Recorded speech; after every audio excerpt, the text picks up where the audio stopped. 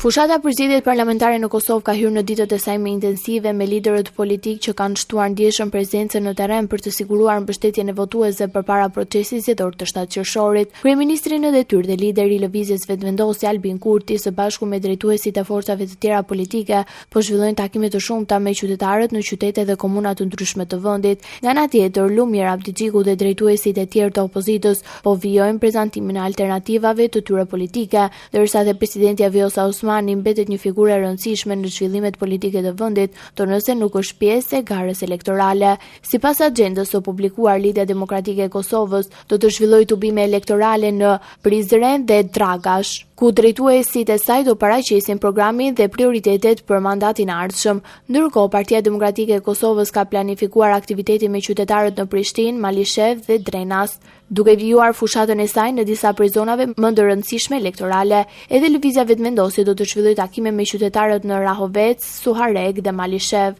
ku fokusi mbetet prezantimi i arritjeve të qeverisjes dhe objektivave për mandatin e ardhshëm. Nga ana e saj, Aleanca për Ardhmërinë e Kosovës ka paralajmëruar një tubim zgjedhor në Gjilan si pjesë e përpjekjeve për të zgjedhur mbështetjen elektorale në nivel kombëtar. Me afrimin e datës së zgjedhjeve, partitë po përqendrojnë energjitë në kontaktet e drejtpërdrejta me qytetarët, ndërsa pritet që ditët në vijim të shoqërohen me aktivitete dhe më intensive politike.